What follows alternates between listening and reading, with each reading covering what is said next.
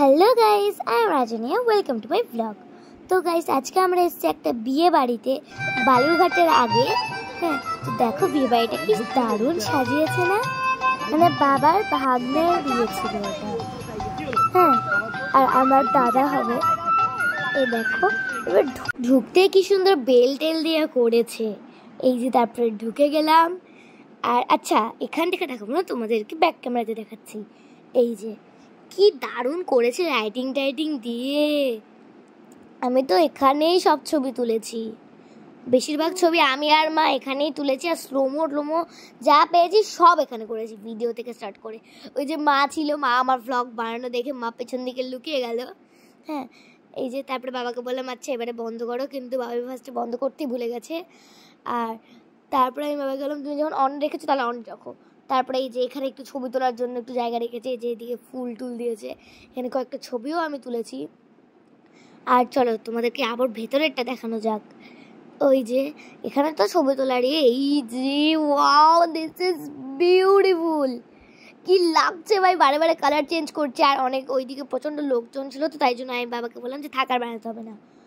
এই দেখো এই জায়গাটাতে ওয়াও কি লাগছে ভাই। তার বলতে বলতে ভাইরাও চলে এসছে। ভাইদের তো 1 ঘন্টা দেরি হয়েছে আমাদের, মানে আমরা ঢুকেছি তার 10 মিনিট পরে ওরা মনে ঢুকেছে। হ্যাঁ, আমরা ঢুকে একটু রিলস করলাম, তখনই ওরা ঢুকেছে। কিন্তু রায়গঞ্জ থেকে বালুরঘাটের আগে আসতে ওদের, মানে আমাদের যতটা টাইম লেগেছে তার থেকে 1 ঘন্টা বেশি ওদের টাইম লেগেছে। এই যে পপো, পেছন দিকে আমার মা।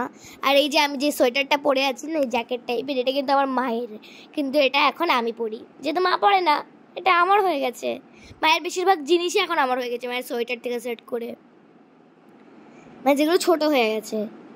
এই যে তারপর আমি বসে আছি, মানে ঢুকে এখানে আমি বসলাম। আর তারপরে আবার বাইরে বের হয়েছিলাম, আর এখন ছবি তুলবো, তাই জন্য দৌড়িয়ে আমি যাচ্ছি। এই যে তারপরে বরবরের সাথে আমরা একটা ছবি তুলে নিয়েছিলাম সবাই মিলে। দাদাও গেছিলো, কিন্তু দাদা তখন ছিল না। তারপরে আমরা এই দিকেরটাতে আসলাম, আমরা 2টো স্টেজ করেছিল, একটা ওই দিকে বড়বউ বসেছিল আর এই স্টেজটা ফাঁকাই ছিল। তো তাই জন্যই যে আমি এখানে বসে আছি, আর ভাই এখন জুস খাচ্ছে, তাই জন্য আমি বাইক এখন নিতে পারিনি। হ্যাঁ, এ দেখো পাশ দিয়ে সান্টা ক্লজ আছে, মানে মেরি ক্রিসমাস সবাইকে। এখন মেরি ক্রিসমাস স্টার্ট হচ্ছে না, ওটা জন্য বেল দিয়ে করেছে, আবার সান্টা ক্লজও আছে। হ্যাঁ, আর এই যে তারপর আমরা বসে আছি অনেক রিলস করার পরে। তারপর আমি দেখলাম আমার দেখো লিপস্টিকটা উঠে গেছে, তাই কেমন লাগছে ঠোঁটটা। আর ভাই তারপরে যখন গেম খেলছিল তখন আমি ওর পাশে গিয়ে বসেছিলাম। তারপর আবার আমি এইদিকে চলেও এসেছিলাম।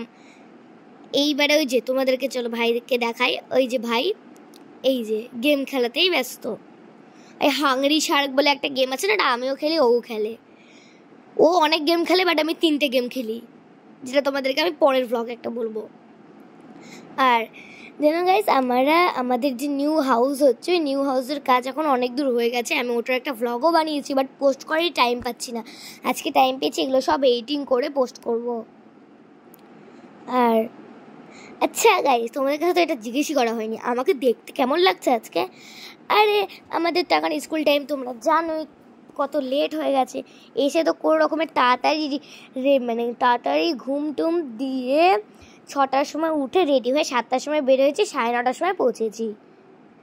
এই যে ভাই, তারপর আমরা একসাথে বসে গেলাম। ও আমাকে বলছে গেম খেলবি কি না, তাহলে কিন্তু তোর সাথে খেলবো না। তারপরে এই যে গেম খেলা স্টার্ট করবো, কিন্তু আমার ভাল লাগছিল না শরীরটা। আর দেখো গাইস, এটা দেখতে না এমন লাগছে মনে হচ্ছে রাজবাড়ি, মানে রাজা বসে আছে আর আমরা সব ওই মানে কি যেন বলে না, রাজাদের ওখানে যে থাকে সবাই, ওগুলো আমরা সোফাতে সবাই বসে আছি, এখন রাজা বলবে আমরা ওগুলো শুনবো। এইদিকে একটু ফাঁকা ফাঁকা ছিল, তাই আমরা এইদিকে ছিলাম। আর ওই দিকেটাতে অনেকগুলো স্টল টল বসেছিল, আমরা তো খেয়েছি চিকেন ললিপপ, আবার চিকেন পনির টিক্কা, আর বাকি কফি আর ছিল, কফি আর মোমো ছিল, ওই দুটো খালি খাওয়া হয়নি। বাবাকে বললাম ভিডিও করে দিতে, বাবা বললো কি আমি পারবো না, কারণ বাবাও খাচ্ছিল আর আমিও খাচ্ছিলাম। আমি পরেছি পুজোর ড্রেস, আর মানে পুজোর জিন্স, আর এই ড্রেসটা আমার নিউ উইন্টারের।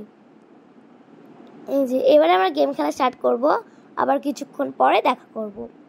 আচ্ছা চলো তোমাদেরকে গেমটা দেখানো যাক। কি দুষ্টু মাইরি, এই যে গেম খেলছে, অলওয়েজ ও গেম খেলে অলওয়েজ। আর এইটা ওর ফেভারিট গেম মনে হয়, যখনই ওকে দেখবো ওই গেমটা খেলবে।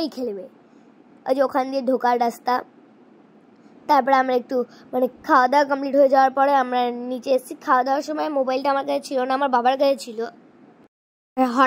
হঠাৎ করে আমাদের এত মজা করতে করতে না গাছের ওখান থেকে কিছুর জন্য একটু জল পড়ে। আমি ফার্স্টে ভেবেছি কি আউল, তারপরে ভাবলাম ডিউড্রপসও হতে পারে। আমার গোটা মাথা ভিজে গেছে আর ওর গোটা ড্রেসটাই ভিজে গেছে। তারপরে এখন আমরা ওখানে উঠবো তারপরে রাজার প্লেসে, রাজা এবং কুইনের। ও এখানে বসলো আর ও আমাকে বলছে তুই কোটাতে বসে, আমি বললাম যেটাতে ইচ্ছা। তখন ও ওটাতে বসলো যেহেতু, তাই জন্য আমি এইটাতে বসলাম। এই যে ও অর্ডার সবাইকে বলছে। আর তারপরে পাপা আমাদের ডাকছিল, কিন্তু ও তারপর পেছনে চলে গেল। আচ্ছা এই দেখে মনে হচ্ছে না আমরা রাজা আর সবাই হলো আমাদের, আরে কি যে একটা রাজবংশটা কি একটা বলে না, ওগুলো ওরকম মনে হচ্ছিল। কি করতে চাইছে এটা কি ভাই? আচ্ছা ভাই করতেটা কি চাচ্ছে? ইমা ওদিকে কি করছে? চলো গাইস দেখা যাক। পর্দা সরালে এগুলো বাইরে রান্না কি হচ্ছে সব দেখা যাচ্ছে। আমরা তো আস্তে আস্তে পাগল হয়ে যাচ্ছি। দেখো আমি লুকিয়ে ক্যামেরাটাও করে নিয়েছি একটু। আর কাজ দেওয়া আছে, দেখে মনে হচ্ছে না কাজ দেওয়া নেই। আমি পরে হাত দিয়ে একটু বাড়িয়ে দিলাম, দেখলাম কাজ দেওয়া আছে। আর লোকগুলো তো আমাদের দেখতেও পেয়ে গেছিল আমরা যে কি করছিলাম।